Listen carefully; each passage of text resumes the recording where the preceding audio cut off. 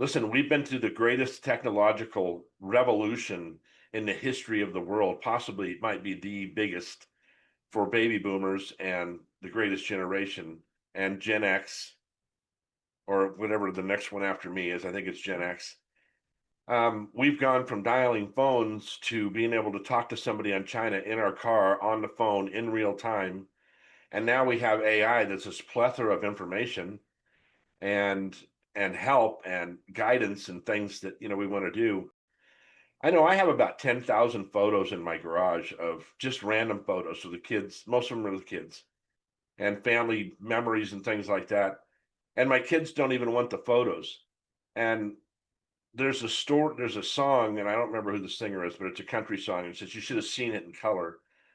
And because these pictures of in the old days were only black and white, and this guy's singing about, wow, he's talking to his dad, I think, or grandpa, and he says, you should have seen this in color, when grandma and I were married and she was in this blue dress or whatever the thing is.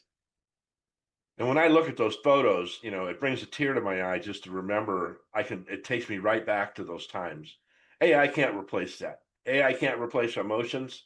It can't replace that love. It can't replace any of those things.